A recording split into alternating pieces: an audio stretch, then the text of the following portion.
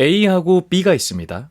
A는 이거 해놔. B는 누구씨 혹시 이것 좀 해놔줄 수 있을까요? 당신은 어떤 사람하고 같이 일하고 싶을까요? 물론 이거를 듣고 아니 내용은 똑같은데 그냥 말끝만 바꾼 거잖아. 그냥 의문문으로 바꾼 건데 뭐가 다르다는 거야 라고 생각하실 수도 있습니다. 충분히 맞는 말입니다. 그런데 한 가지 중요한 점을 놓치고 있습니다. 마음은 말로써 표현된다 라는 겁니다. 즉 이걸 반대로 뒤집으면 말을 달리하면 마음도 달리 보인다 라고 할 수가 있겠죠. 그래서 오늘의 영상의 주제는 사이토 다카시 작가의 어른의 말 공부라는 책에서 내 편을 만드는 말투와 내 편도 적으로 만드는 말투를 비교해서 내 편을 만드는 말투 5가지를 한번 이야기해 보도록 하겠습니다. 상대방을 내 편으로 만드는 방법 첫 번째, 상대방의 말에 일단 공감하라입니다. 여러분들도 주변에서 한 번씩 꼭 겪어봤을 거라고 생각을 하는데 무언가에 대해서 이야기하고 주장하고 설명하고 있는데 그것을 듣자마자 바로 부정적인 언어로 커트하는 사람들이 있을 겁니다. 바로 제동을 거는 거죠. 근데 이 작가는 그렇게 하지 말라라고 하는 겁니다. 왜냐하면 그렇게 커트하고 나서 아무리 타당한 이야기를 해봤자 나의 말을 뭔가 자른 느낌이기 때문에 나를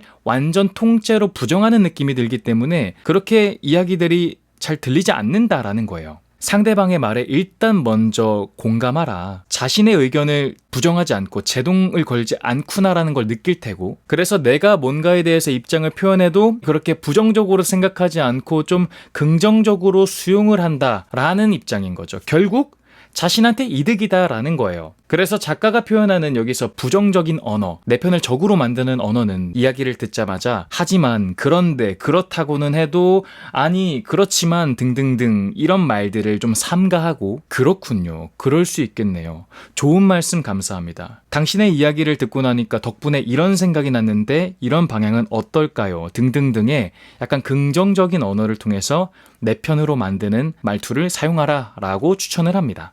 두 번째 방법은 부정적인 내용은 최대한 긍정적인 표현으로 하라라는 겁니다. 누군가의 성격과 누군가의 특징을 참 쉽게 단정짓기가 편한 것 같아요. 예를 들어 무뚝뚝한 사람한테 쟨 진짜 무뚝뚝해. 쟨 말수가 너무 없고 숫기도 없어. 낯가림은 왜 이렇게 심해. 이렇게 단정해버릴 수가 있겠죠. 그래서 뭔가 부정적인 내용, 부정적인 특징으로 보일 수 있는 것은 최대한 긍정적으로 돌려서 표현하라라는 겁니다. 만약에 무뚝뚝한 사람이 있다면 저분은 본인만의 생각이 있어 보인다. 저분은 남들에게 억지로 잘 보이려고 하지 않으시는 것 같다. 저분은 뭔가 신중해 보인다 라고 표현하는 거죠. 그리고 만약 뻔뻔한 사람을 봤다 라고 하면은 쟨 진짜 얌체 같아. 쥐어받고 싶다. 이렇게 생각하지 마시고 참 추진력이 강하다. 협상 능력은 정말 탁월할 것 같다. 등등등으로 표현을 하면 부정적으로 상대방한테 태클을 걸기보다는 그 내용이 잘 전달된다 라고 하는 겁니다. 상대방을 내 편으로 만드는 방법 세 번째는 칭찬하골랑 구체적으로 칭찬하라 라는 겁니다. 이 부분은 저도 굉장히 공감하는 바인데요. 칭찬하는 것도 능력이라고 봐요. 이건 제 경험담이기도 한데 칭찬의 언어를 자꾸 닫고 살면은 그 칭찬하는 뇌가 조금 감소하는 것 같아요. 그래서 진짜 내가 뭔가 좋았다라고 느껴서 표현할 때도 말이 잘 안 나와요. 하물며 좀 더 실리적으로 내가 이 분위기를 풀어가기 위해서 칭찬을 해야 되는데 안 나와요.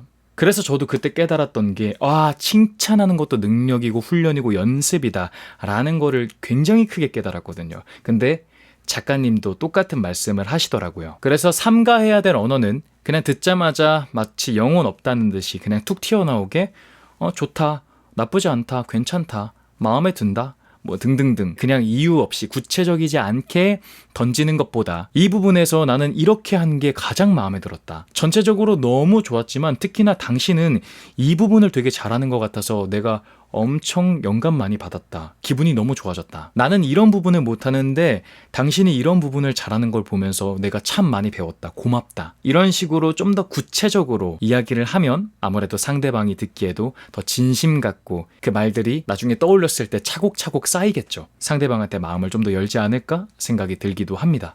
네 번째는 최선을 다해서 답하라 라는 겁니다. 이게 누군가가 뭐에 대해서 물어봤을 때 나올 수 있는 현상인데 사실 물어보는 사람도 그 사람에게 완벽한 대답을 바라면서 물어보지는 않잖아요. 당연히 모를 수도 있습니다. 어떻게 다 압니까? 그런데 그것을 아니요? 모르는데요? 제가 어떻게 알아요? 라고 너무 한판 붙듯이 말씀하지 마시고, 저도 잘은 모르지만 이런 이야기를 들어봤던 것 같긴 해요. 제가 옛날에 갔다 와서 기억은 잘 안 나지만 저는 개인적으로 여기가 좋았는데 말씀드려봐도 괜찮을까요? 등등등으로 좀 최선을 다해서 답을 한다면 그래도 상대방이 성의 있게 이야기를 해준다라는 부분, 그 부분들을 당연히 생각하겠죠. 물론 모든 게 과유불급이라서 이게 TMI가 되면은 좀 상대방이 지루할 수 있겠지만, 만약에 내가 너무 단답 형식으로 차갑게 대한다라고 생각하면은 일단 열과성을 다해서 답해주는 연습을 해봐도 좋을 것 같은데요.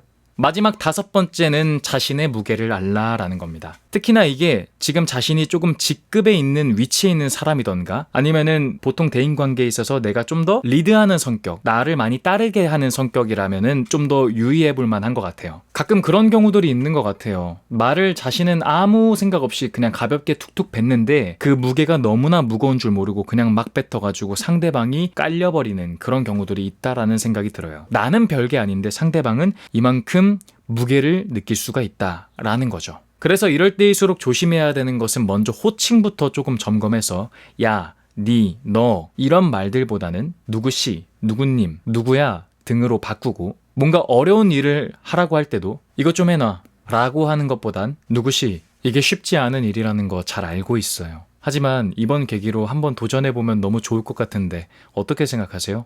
라고 그나마 좀 상의하듯이 말한다면 그 사람이 그 무게를 버틸 수 있을 만한 기회라도 있을 거다 라고 표현을 하는 것 같습니다. 작가님이 이야기했던 이 모든 말들이 정답은 아니겠지만 저는 훌륭한 해답이라고 생각을 하고요. 내 편을 만드는 말투와 내 편도 적으로 만드는 말투 5가지를 구분해봤습니다. 영상 재밌게 시청하셨다면 구독과 좋아요, 알람 설정 부탁드리겠고요. 그러면 남은 하루도 더 나은 하루 보내시기를 바라겠습니다. 고맙습니다.